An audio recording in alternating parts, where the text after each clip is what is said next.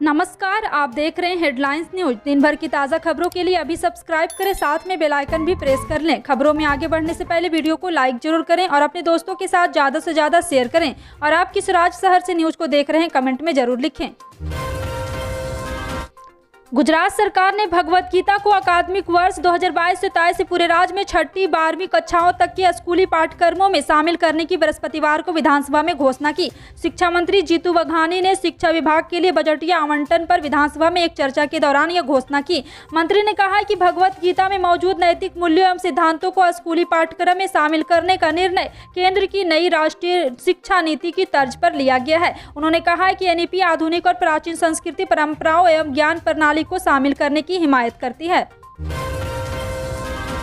शिरोमणि अकाली दल प्रमुख सुखबीर सिंह बादल ने बृहस्पतिवार को मनप्रीत सिंह अयालू को पंजाब में पार्टी के विधायक दल का नेता नियुक्त किया है। पार्टी ने एक बयान में कहा है कि उन्होंने विधायक डॉक्टर सुखविंदर कुमार को मुख्य सचेतक नियुक्त किया है। अयाली पंजाब विधानसभा में दाखा सीट का प्रतिनिधित्व कर रहे हैं, जबकि सुखविंदर बंगा सीट से विधायक हैं। सियत ने हालिया पंजाब विधानसभा चुनाव में अपना अब तक का सबसे खराब प्रदर्शन किया। वो सिर्फ 3 सीटें ही जीत पाई। वहीं आप ने 117 सदस्यीय विधानसभा 92 सीटों पर जीत के प्रचंड बहुमत हासिल किया। बिहार की पूर्व मुख्यमंत्री राबड़ी देवी ने द कश्मीर फाइल्स फिल्म को लेकर मुक्त करने के लिए राज्य की नीतीश सरकार पर निशाना साधते हुए इस कदम की तुलना भाजपा के राजनीतिक एजेंडे को आगे बढ़ाने के साथ की है। बिहार विधान परिषद परिसर में बृहस्पतिवार को पत्रकारों से बातचीत में उक्त टिप्पणी करते हुए पूर्व मुख्यमंत्री ने भाजपा पर भी तंज कसा है कि गोधरा में ट्रेन जलने के बाद गुजरात में हुए दंगों पर भी फिल्में बनाई जानी चाहिए। उन्होंने कहा है कि वे फिल्म को कर मुक्त कर रहे हैं। फिल्म देखने से लोगों का पेट नहीं भरता, ये बेरोजगार को रोजगार नहीं देता। सत्ता और सरकार को लगता है कि उसने कल्याणकारी योजनाओं के तहत कुछ किलोग्राम खाद्यान्न देकर अपने सभी दायित्व पूरे कर ली हैं। छत्तीसगढ़ के स्वास्थ्य मंत्री टीएस सिंहदेव ने पार्टी नेतृत्व के खिलाफ टिप्पणी करने को लेकर कांग्रेस के वरिष्ठ नेता कपिल सिब्बल के निष्कासन की मांग की है।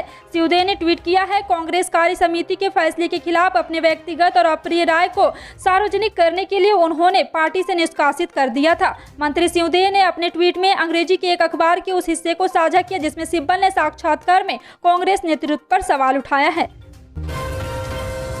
तमिलनाडु में सत्तारूढ़ द्रमुक ने केंद्र सरकार की नीतियों के खिलाफ विभिन्न श्रमिक संगठनों द्वारा इस महीने के अंत में बुलाई गई राष्ट्रव्यापी हड़ताल को समर्थन देने की घोषणा बृहस्पतिवार को की। द्रमुक के महासचिव और राज्य के जल संसाधन मंत्री दुरुई मुरुगन ने कहा है कि पार्टी समर्थित लेबर प्रोग्रेसिव फेडरेशन सहित विभिन्न श्रमिक संगठनों के प्रतिनिधियों ने द्रमुक प्रमुख व मुख्यमंत्री एमके स्टालिन से मुलाकात कर 28 व 29 मार्च को प्रस्तावित हड़ताल का समर्थन करने का अनुरोध किया था।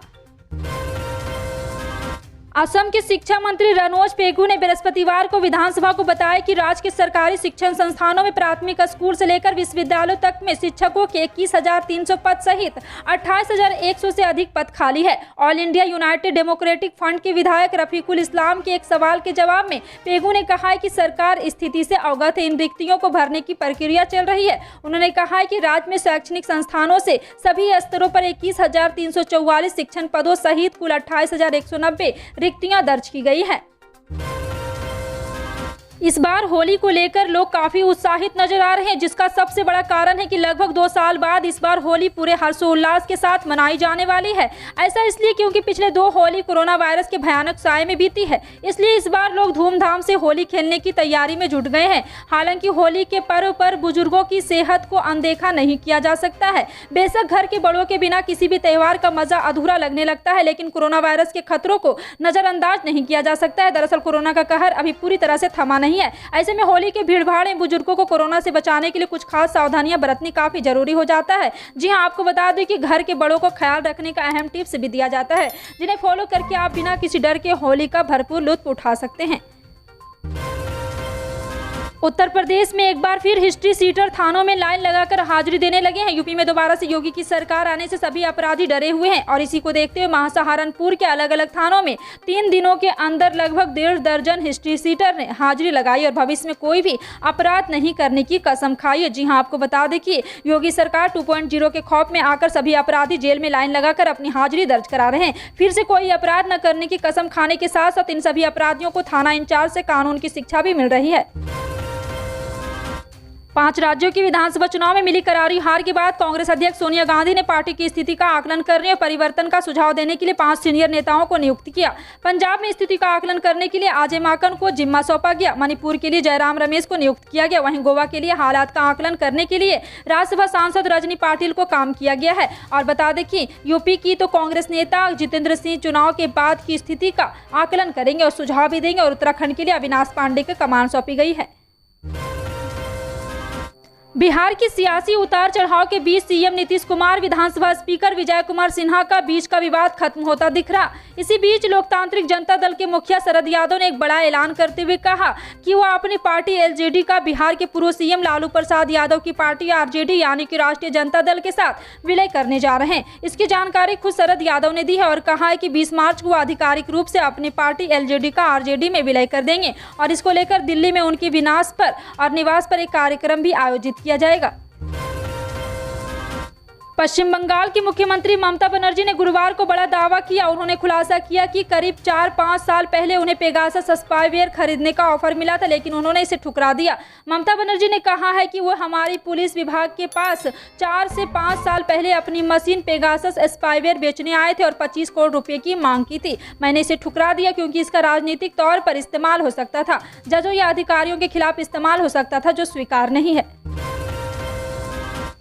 नई दिल्ली विधानसभा चुनाव के बाद पेट्रोल डीजल के दाम बढ़ने की आशंका मार्च के पहले 15 दिनों के देश में पेट्रोल डीजल की बिक्री महामारी पूर्व के स्तर को पार कर गई है। बढ़ती कीमतों की आशंका में उपभोक्ता और डीलर वाहनों की टंकियां भर रही। 132 दिनों के लिए मूल्य वृद्धि स्थिर उत्तर प्रदेश सहित 5 राज्यों में विधानसभा चुनाव के मद्देनजर नवंबर 2021 से पेट्रोल और डीजल की कीमतों में कोई वृद्धि नहीं हुई है। इस दौरान कच्चे तेल की कीमत 82 प्रति बैरल से बढ़कर 114-140 हो गई है। इसके बावजूद 132 दिनों से वाहन ईंधन के दाम नहीं बढ़े हैं। 1 से 15 मार्च के बीच पेट्रोलियम कंपनियों की पेट्रोल की बिक्री 12 लाख टन रही है।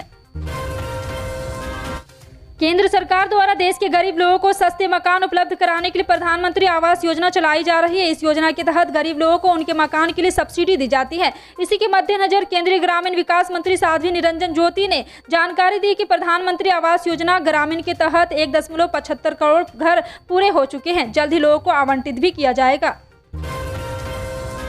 उत्तर प्रदेश विधानसभा चुनाव में बीजेपी की प्रचंड जीत के बाद मुख्यमंत्री पद के लिए योगी आदित्यनाथ का नाम लगभग तय माना जा रहा है। वहीं समाजवादी पार्टी भले ही सूबे की सत्ता में वापसी न कर पाई हो, लेकिन विधायकों की संख्या बढ़कर 100 के पार हो गई। ऐसे में मुख्य विपक्षी दल सपा है। सपा प्रमुख अखिलेश यादव करहल विधानसभा से चुनाव जीते हैं, लेकिन चर्चा है कि वह विधायकी के बजाय सांसद रहना पसंद करेंगे। ऐसे में सवाल उठता है कि सदन में बीजेपी को घेरने के लिए सपा का चेहरा कौन होगा। मध्य प्रदेश के सीएम शिवराज सिंह चौहान ने एक नया रिकॉर्ड बनाया। शिवराज सिंह चौहान बीजेपी के ऐसे नेता बन गए जिनके नाम किसी राज्य में सबसे ज्यादा वक्त तक मुख्यमंत्री रहने का रिकॉर्ड बन गया है। मुख्यमंत्री शिवराज सिंह चौहान ने बतौर मुख्यमंत्री 15 साल 11 दिन पूरे कर लिए। उनसे पहले यह रिकॉर्ड छत्तीसगढ़ के पूर्व मुख्यमंत्री रमन सिंह के नाम था। उन्होंने 15 साल 10 दिन तक बतौर मुख्यमंत्री काम किया। शिवराज सिंह चौहान चौथी बार मध्य प्रदेश के मुख्यमंत्री बने हैं। बिहार के पशुपालन मत्स्य संसाधन मंत्री सह विकासशील इंसान पार्टी के संस्थापक मुकेश साहनी के एक ताजा बयान ने राज्य की राजनीति में भूचाल ला दिया। मुकेश साहनी ने तेजस्वी यादव को राजकीय मुख्यमंत्री बनने का ऑफर दिया। साहनी ने कहा है कि हम तेजस्वी को सीएम बनाने के लिए तैयार हैं, लेकिन केवल 2.5 साल के लिए, और इसके बाद मैं 2.5 साल की सीएम बनूंगा। उन्होंने कहा कि तेजस्वी को अगर यह ऑफर मंजूर है तो मैं एनडीए को छोड़ने के लिए तैयार हूँ। मनी लॉन्ड्रिंग मामले में जेल में बंद महाराष्ट्र सरकार के मंत्री नवाब मलिक के बेटे ने आरोप लगाया कि किसी ने उनसे उनके पिता को बोल दिलाने के लिए बदले में 3 करोड़ रुपए मांगे हैं। नवाब मलिक के बेटे आमिर मलिक ने पुलिस से इस मामले की शिकायत की है। आमिर मलिक की शिकायत पर पुलिस ने धोखाधड़ी और आईटी एक्ट की धाराओं में केस दर्ज कर जांच शुरू कर दी है। आमिर मलिक के मुताबिक उन्हें इम्तियाज नाम के शख्स का ईमेल आया जिसमें उसने लिखा था कि वो एनसीपी नेता नवाब मलिक को बेल दिलाने की कोशिश करेगा। बदले में उसे 3 करोड़ रुपए के बिटकॉइन चाहिए। नवाब मलिक को पिछले महीने प्रवर्तन निदेशालय ने मनी लॉन्ड्रिंग मामले में गिरफ्तार किया था, जहां से उन्हें जेल भेज दिया गया।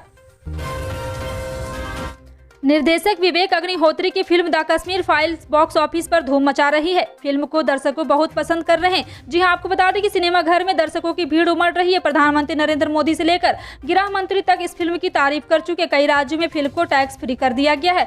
फिल्म में 1990 में कश्मीर पंडितों की हत्या, उनके पलायन, विस्थापन की दर्द भरी दास्तां बयान की गई है। द कश्मीर फाइल्स के जरिए निर्देशक ने इस मुद्दे को बेहद तीखे और जोरदार ढंग से सामने लाने का काम किया है। कश्मीर पंडितों के दर्द से शुरू हुई बात गोधरा नरसंहार मीनार तक पहुंच गई। यही नहीं, फिल्म जवाहरलाल नेहरू विश्वविद्यालय विवाद को भी चर्चा में घसीटा गया है।